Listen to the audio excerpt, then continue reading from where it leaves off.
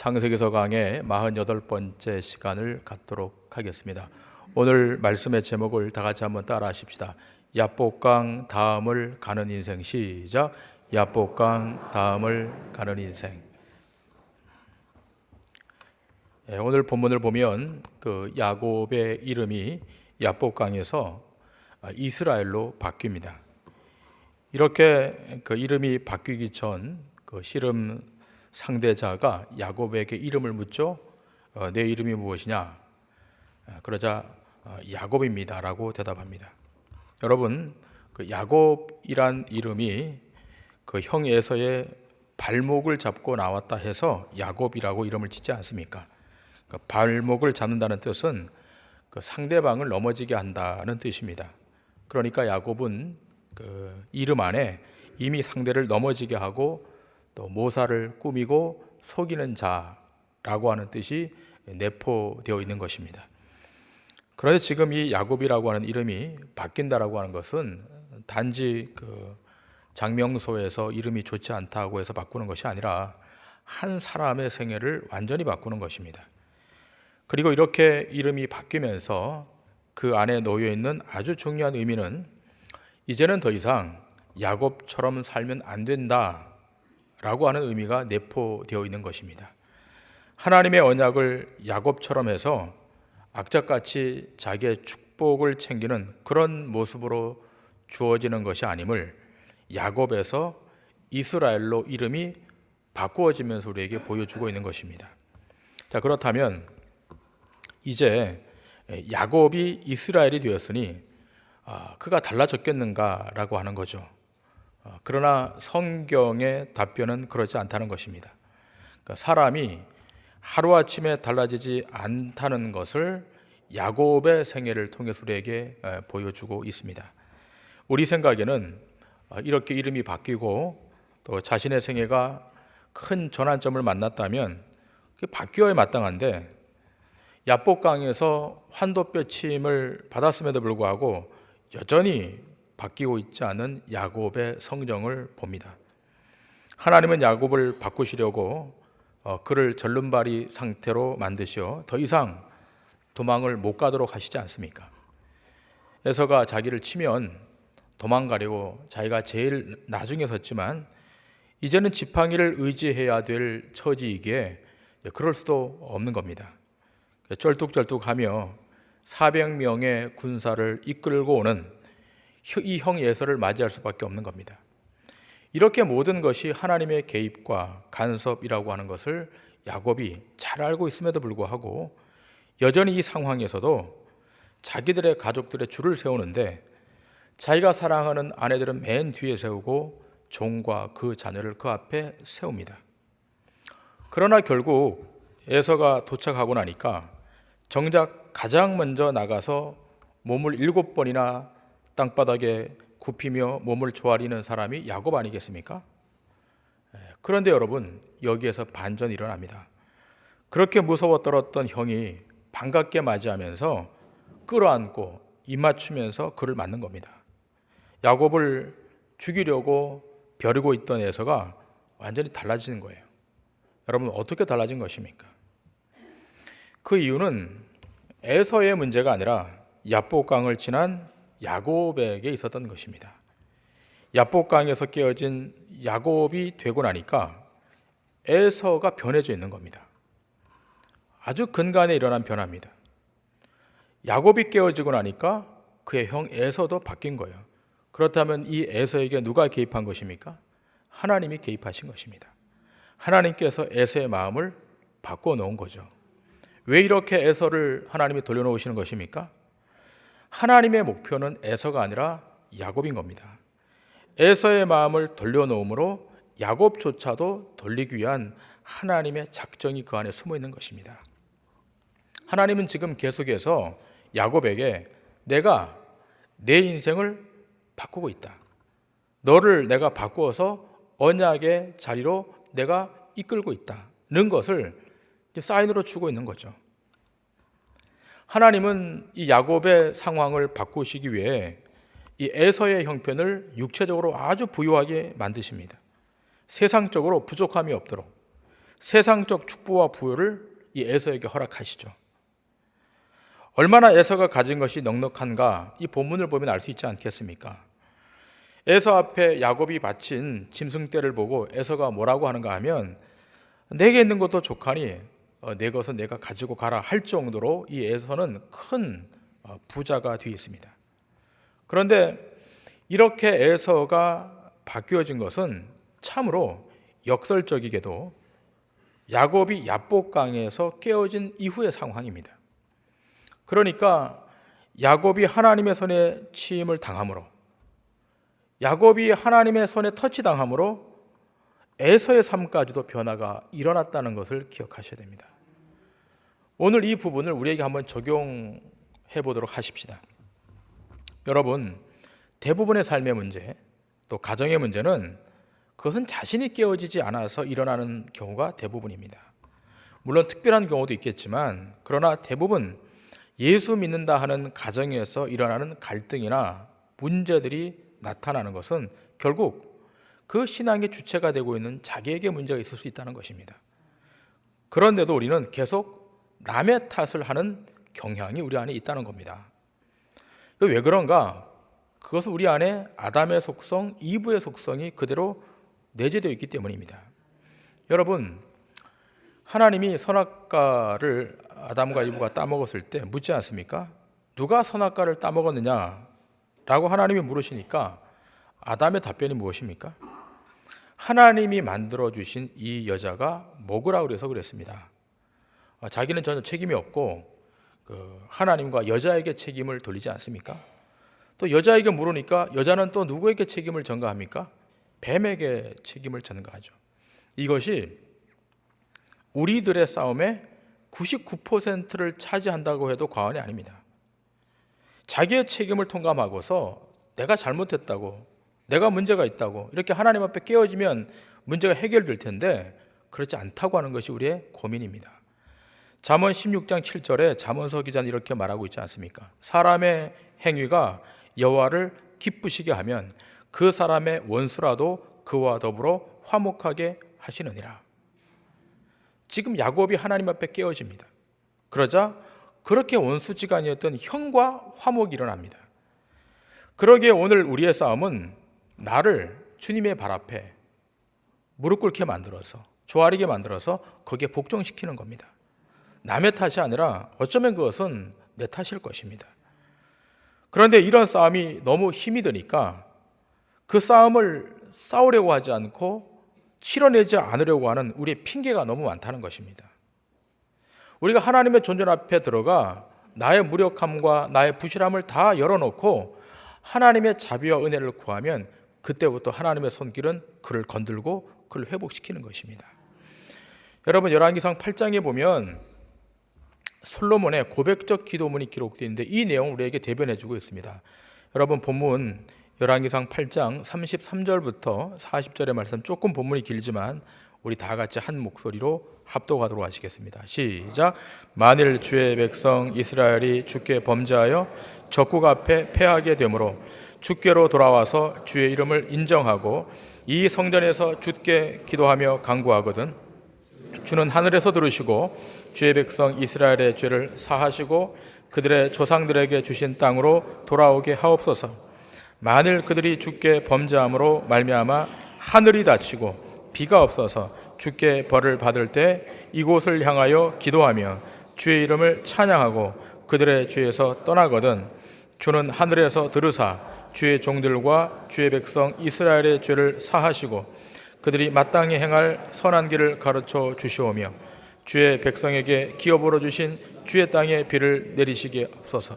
만일 이 땅에 기근이나 전염병이 있거나 곡식이 시들거나 깐부기가 나거나 메뚜기나 황충이 나거나 적국이 와서 성읍을 에워싸거나 무슨 재앙이나 무슨 질병이 있든지 막론하고 한 사람이나 혹 주의 온 백성 이스라엘이 다 각각 자기의 마음의 재앙을 깨닫고 이 성전을 향하여 손을 펴고 무슨 기도나 무슨 간구를 하거든 주는 계신 곳 하늘에서 들으시고 사하시며 각 사람의 마음을 아시오니 그들의 모든 행위대로 행하사 갚아시옵소서. 주만 홀로 사람의 마음을 다 아심이니이다. 그리하시면 그들이 주께서 우리 조상들에게 주신 땅에서 사는 동안에 항상 주를 경외하리이다. 아멘. 솔로몬이 지금 이렇게 말하고 있지 않습니까? 범죄함으로 적국에 패하게 될 때, 비가 오지 않게 될 때, 기근이나 온역이나 곡식이 시들어서 깐부기가 나게 될 때, 메뚜기나 황충이 나게 될 때, 적국이 에워싸거나 무슨 재앙이나 무슨 질병이 있을 때 한 사람, 혹 주의 백성이 자기의 마음의 재앙을 깨닫고 기도하기 시작하면 하나님이 들으시고 용서하신다. 그 한 사람이 마음에 재앙이 있다는 사실을 깨닫고 하나님 앞에 엎드려 기도하기 시작하면 하나님이 역사하신다. 나와 전혀 상관없이 보이는 일 같아도 한 사람이라도 재앙인 줄 알고 회개하면 하나님이 역사하시고 해결하신다. 이게 솔로몬의 기도입니다. 결국 우리 주변에서 일어나는 모든 일들이 무엇을 하기 위함인가? 그것은 나를 꺾기 위함인 것입니다. 지금까지 인생의 방향, 그 방향을 하나님이 턴시키는 것, 바꾸시는 겁니다. 세계관도 바꾸시고 가치관도 바꾸시는 겁니다. 여러분, 야복강 이전에는 돈만 있으면 복인 줄 알았는데 야복강 다음부터는 하나님이 함께 하시는 것이 복인 줄 안 겁니다. 전에는 내 다리로 도망갈 수 있는 것이 복인 줄 알았는데 이제는 절름거리며 도망도 못 가기에 주님만 의지하는 것이 복임을 아는 겁니다. 이것이 야복강 다음에 신자에게 찾아오는 축복인 것입니다. 그러므로 오늘 이 아침 예배하는 여러분에게도 이러한 야복강의 사건이 있어야 될 줄 믿습니다. 하나님 우리 안에 개입하셔서 우리를 이렇게 터치하시고 우리를 이렇게 만져주시는 일이 있어야 됩니다. 오늘 이 아침 그러한 축복의 역사가 여러분 심령 가운데 있기를 주님의 이름으로 간절히 축원합니다. 그런데 여러분, 이렇게 야복강을 건넌 다음 이러한 놀라운 일을 경험했는데 야곱의 태도가 어떻게 나오는가를 우리가 봐야 될 것 같습니다. 형 에서를 처음 만날 때에는 7번이나 땅에 엎드려 절하지 않습니까? 그런데 이렇게 이제 형과 화목하게 되자 야곱의 태도가 어떻게 바뀌는가? 오늘 본문 13절과 14절에 야곱의 태도에 관해서 창세기 기자는 이렇게 기록해 놓고 있습니다. 우리 다 같이 13절과 14절의 말씀 다 같이 읽도록 하겠습니다. 청하건대 시작. 청하건대 내 주는 종보다 앞서가소서. 나는 앞에 가는 가축과 자식들의 걸음대로 천천히 인도하여 세일로 가서 내 주께 나아가리이다. 에서가 이르되 내가 내 종 몇 사람을 내게 머물게 하리라. 야곱이 이르되 어찌하여 그리하리이까? 나로 내 주께 은혜를 얻게 하소서 하매. 아멘. 자, 여러분, 이 말씀을 가만히 들여다보면 여전히 야곱이 에서를 믿지 못하고 있어요. 에서의 호의도 거절하고 에서의 친절도 거절하고 있습니다. 여기 15절에 보면 내 주께 은혜를 얻게 하소서 하라고 하는 말은 하나님을 의지하고 은혜를 얻겠다고 하는 말이 아니라 내가 지금까지 형님의 은혜를 입은 것 과분하니까 이제 우리들끼리만 가겠다라고 하는 핑계입니다. 겸손하게 하는 말이 아니라 에서에게로 가지 않겠다고 하는 그 뒤에 다른 의도가 숨겨져 있는 겁니다. 여러분, 지금 야곱은 어디로 올라가야 마땅한가 하면 베델로 올라가야 됩니다. 하나님이 그렇게 명하셨기 때문에 베델로 가는 것이 자기의 행로입니다. 그렇다면 형에게 뭐라고 정확히 말해야 하는가? 형님, 내가 형님 계신 세일로 갈 것이 아니라 하나님이 저를 베델로 가라고 말씀하셨기 때문에 저는 베델로 가야겠습니다 라고 해야 하는데 형님께는 뭐라 그럽니까? 세일로 가겠다 하고서는 안 가는 겁니다. 그리고 에서가 떠나자 말자 세일로 가는 것이 아니라 어디로 방향을 트는가 하면 숫곳으로 방향을 틀죠.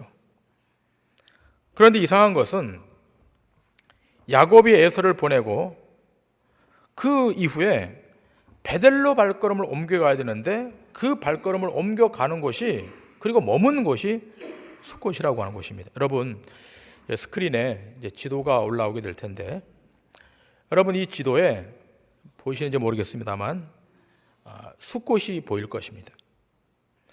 지도를 조금만 좀 길게 띄워 놓으세요.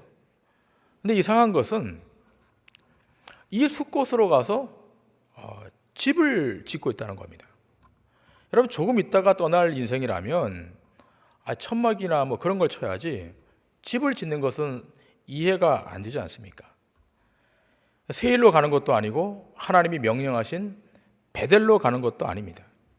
집을 짓고 짐승을 위하여 우리도 짓습니다. 그러니까 몇 년 동안 눌러 앉고자 하는 심산이 깔려 있는 거죠. 이곳까지 하나님이 밀어 올리시고 야복강에서 만나 주시고 야곱을 이스라엘로 바꿔 주셨는데, 지금 그 한 고비가 지나자마자 또 자리를 펴고서 가지 않으려고 하는 야곱의 속마음을 보게 됩니다. 이제 태풍이 지나갔으니까 내 살 길 또 찾고 준비하는 거죠. 여러분, 꼭 누구와 같다고 생각하십니까? 오늘 이 아침 앉아있는 여러분들입니다. 전혀 안 그런 것처럼 저를 쳐다보고 계신데, 아이들과 길을 가면 아이들이 힘들어하면 뭐라 그럽니까? 조금만 더 가면 돼. 그런데 아들이 어떻게 합니까? 몇 걸음 걸어놓고서 이제 다 왔어요, 그러지 않습니까? 베델 조금만 올라가면 됩니다. 조금만 올라가면 되는데 여기에 눌러 앉는 겁니다. 오늘 우리가 주님의 은혜의 세계 안으로, 그 약속하신 신령한 그 복의 세계 안으로 들어가야 되는데 그 한 걸음을 못 디뎌서 여기서 정착하는 것입니다. 야복 강에서 깨어지고 나니 에서가 화해를 하지 않습니까? 야, 이제 한 걸음 한 곱이 넘겼다. 그러고 나서 짐승의 집을 짓고 자기 집을 짓고 거기다가 자리를 펴니다.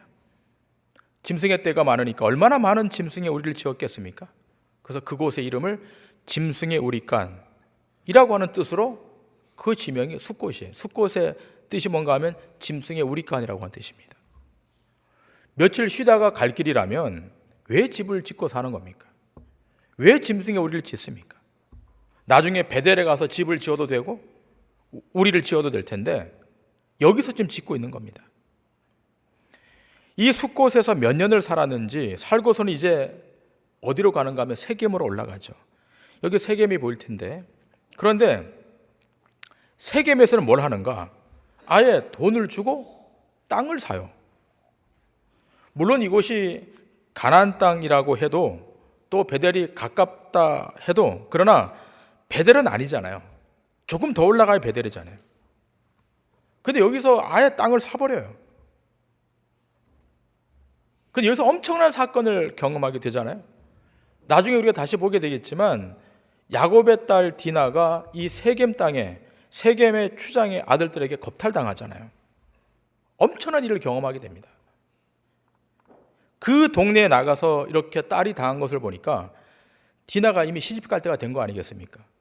그러면 야곱이 디나를 낳고서 하란을 떠날 때 추정해보면 한 7살로 추정할 수 있어요. 그러면 적어도 처녀의 나이가, 히브리에 보면 처녀의 나이가 15살부터니까 적게 잡아서 15살. 그러면 적어도 이 숫곳과 세겜에서 야곱이 몇 년 이상을 살았는가 하면 7년 이상을 산 거예요. 이것이 야복강 다음에 야곱의 모습입니다. 야복 이후에 놀라운 사건, 이 형 에서와 화해하는 이 사건이 있었지만, 그러나 그는 또다시 이 숫곳과 세겜에 집을 짓고 짐승의 우리를 짓고 땅을 사고서 눌러 앉고자 하는 겁니다. 뿐만 아니라 아예 이 세겜에서 하나님께 단을 쌓고서 그 단의 이름을 엘렐로헤 이스라엘이라고 이름을 짓죠. 그 뜻이 뭡니까?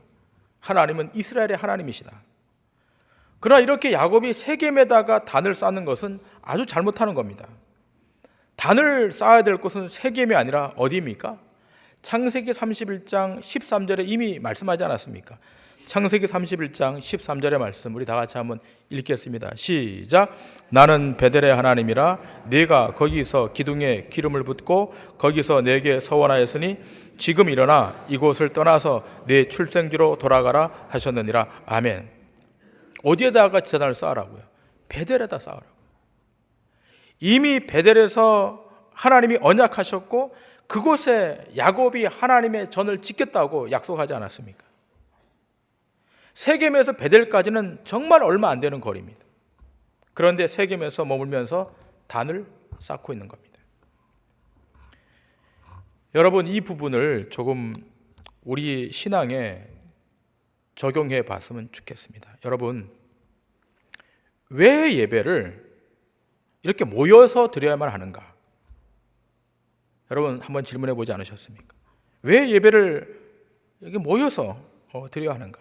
그냥 인터넷으로 하면 되지 하는 분이 안 계십니까? 요즘 인터넷 교회가 우리나라에도 생겼습니다. 인터넷 통해서 예배를 드린다 그래요. 그리고 헌금은 온라인으로 이렇게 결제하고, 성찬식은 어떻게 하냐 그랬더니 1년에 한 2번 자기들끼리 모여서 성찬식 한다 그럽니다. 이런 교회가 실제로 있고 또 지금 진행 중에 있습니다. 예배당에 모일 이유가 없다는 거죠. 여러분, 지금 제가 어떤 그 특정 장소의 거룩성을 말하는 것은 아닙니다. 교회는 이 공간이 아니기 때문에. 그러나 성경은 교회란, 에클레시아란 성도의 모임, 컨그리게이션, 모임이라고 규정하고 있습니다.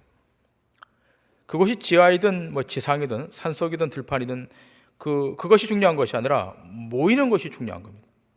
선택받은 하나님의 자녀들의 모임, 예수 그리스도를 머리로 하고 그 예수 그리스도의 머리됨에 다 순종하여 모이는 모임, 그 모임 가운데 하나님이 임재하시는 것입니다. 2-3 사람이라도 주의 이름으로 모인 곳에 주님이 함께 하시겠다고 약속하셨습니다. 오순절 마가다락방에 일단에 초대 교인들이 모였기 때문에 그 모인 자리에 하나님의 성령이 오신 것입니다. 비디오 테이프를 틀고 녹음 테이프를 틀어놓고 예배를 드린다는 것은, 그것은 인간의 편의성에 기인한 형식적인 예배이지 예배가 될 수 없는 겁니다. 물론 특별한 경우에 임종을 앞에 두었거나 거동을 할 수 없을 경우에, 그럴 때 영상을 보고 테이프를 듣고 하는 것은 이해가 되지만, 그러나 예배란 인격적 만남의 장이 있어야 되는 것입니다. 오늘 이 자리에 이 예배당의 공간이 중요한 것이 아니라 오늘 여러분이 모여서 예수 그리스도를 주로 고백하는 자들의 모임으로 왔기 때문에 이 예배가 거룩한 예배고, 이렇게 모여 있을 때 하나님의 성령이 우리 가운데 오시는 것을 믿으셔야 될 줄 믿습니다. 예배란 인격적인 만남의 장이 필요한 거예요. 그래서 히브리서 기자가 뭐라고 말합니까? 그날이 주의 재림이 가까이 오면 올수록 모이기를 더욱 힘쓰라 라고 말하는 겁니다. 모이기를 피하는 어떤 사람들의 습관과 같이 하지 말고 권면하여 오직 모이기를 더욱 힘쓰라.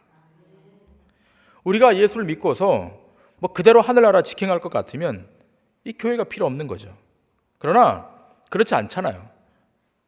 교회를 허락하신 것은, 주님이 승천하시면서 교회를 허락하신 것은 아직도 믿는 자들 모임 가운데 하나님의 미션, 미완된 미션이 있기 때문인 거예요. 이 미완된 미션은 주님 재림하실 때까지 그 미션을 감당해야 되는 것입니다. 그러기 위해서 모인 거예요. 오늘 이 아침 우리가 모였습니다. 모여서 보니 다 같지 않지 않습니까? 성격도 다르고 외모도 다르고 말도 다르고 태도도 다르잖아요.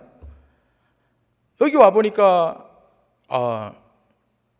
삐죽이도 여기 있고 삐순이도 여기 있지 않습니까? 예. 나는 삐죽이 아니야, 나는 삐순이 아니야 라고 생각하는 사람은 아무도 없을 겁니다. 근데 만나야 되지 않겠습니까? 그렇게 만나서 미션을 감당하는 거예요. 그렇게 가다 보면 하나님의 뜻이 교회라고 하는 이 영적 공동체 안에 하나님의 뜻이 이루어지는 것입니다. 그런데도 사람의 요구를 끝없이 들어주다 보니까 미국에서는 이미 드라이브인 처치라고 하는 교회가 생겼대요. 여러분, 우리 교회 옆에 버거킹이 있는데 그 버거킹에 이렇게 오프라인으로 가서 햄버거를 사는 것뿐만 아니라 차를 타고 들어가면서 이렇게 햄버거를 사지 않습니까? 거기 보면 드라이브인이라고 되어 있습니다. 차를 몰고 들어가서 주문한 햄버거를 가지고 가는. 근데 미국의 예배도 그런 식입니다. 큰 야외에 큰 대형 스크린을 세워놓고 차들이 그 안으로 출입해서 차를 몰고 들어가서 차 안에서 예배를 드리는 거예요. 그리고 그 안에서 헌금도 하고. 이런 식의 예배가 되는 것이 세겜의 단을 쌓는 것이 아닌가. 조금만 올라가면 되는데, 조금만 가면 베델인데, 조금만 가면 거기다 정직한 단을 쌓고 하나님 앞에 예배함으로 하나님의 응답이 있는데, 이제 결론을 내리려고 그럽니다. 우리가 다 크고 작던 간에 야복강들을 다 경험했을 것입니다. 여러분이 주님 앞에 한 번쯤은 깨어지는 순간들이 있었을 것입니다. 찬송 중에, 말씀을 듣던 중에, 기도하던 중에 여러분의 연약함이 하나님의 은혜 안에서 깨어졌을 때가 있었을 것입니다. 그런데 여러분, 그러고 나서 그 이후에 여러분 어떻게 하고 계십니까? 어디에 머물러 계십니까? 숫곳입니까? 세겜입니까? 어디다 집을 짓고 우리를 짓고 땅을 사고서 거기에 정착하려고 하십니까? 신자는 정착민이 아닙니다. 신자는 영적 유목민입니다.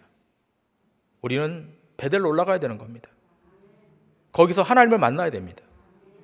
그렇지 않으면 강제로라도 하나님은 떠나도록 만드십니다. 믿음의 사람은 결국 더 나은 본향을 향하여 떠나는 영적 순례자임을 히브리서 기자는 말해주고 있습니다. 히브리서 기자는 히브리서 11장에 이렇게 고백합니다. 우리 히브리서 11장 우리 8절부터 16절의 말씀 다 같이 읽으시면서 오늘 말씀 마치겠습니다. 다 같이 읽겠습니다. 시작. 믿음으로 아브라함은 부르심을 받았을 때 순종하여 장래 유업으로 받을 땅에 나아갈새 갈 바를 알지 못하고 나아갔으며 믿음으로 그가 이방의 땅에 있는 것 같이 약속의 땅에 거류하여 동일한 약속을 유업으로 함께 받은 이삭 및 야곱과 더불어 장막에 거하였으니 이는 그가 하나님이 계획하시고 지으실 터가 있는 성을 바랐습니다. 믿음으로 사라 자신도 나이가 많아 단산하였으나 잉태할 수 있는 힘을 얻었으니 이는 약속하신 이를 미쁘신 줄 알았습니다. 이러므로 죽은 자와 같은 한 사람으로 말미암아 하늘의 허다한 별과 또 해변의 무수한 모래와 같이 많은 후손이 생육하였느니라. 이 사람들은 다 믿음을 따라 죽었으며 약속을 받지 못하였으되 그것들을 멀리서 보고 환영하며 또 땅에서는 외국인과 나그네임을 증언하였으니 그들이 이같이 말하는 것은 자기들이 본향 찾는 자임을 나타내미라. 그들이 나온 바 본향을 생각하였더라면 돌아갈 기회가 있었으려니와 그들이 이제는 더 나은 본향을 사모하니 곧 하늘에 있는 것이라. 이러므로 하나님이 그들의 하나님이라 일컬음 받으심을 부끄러워하지 아니하시고 그들을 위하여 한 성을 예비하셨느니라. 아멘. 신자는 본향을 찾는 자, 더 나은 본향.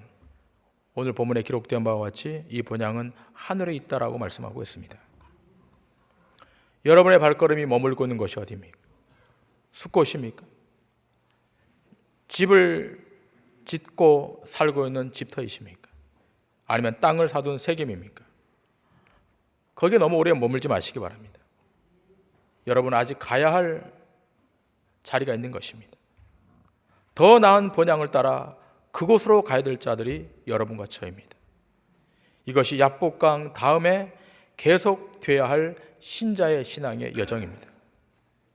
우리가 그 길이 참 어렵지만 힘들지만 버겁지만 그 걸음을 믿음으로 걷기 시작할 때 거기에 성령님이 동행해 주실 것이고 여러분이 믿음으로 그 발걸음을 힘차게 내디딜 때 그때 거기서 하나님의 역사가 나타나게 될 것입니다.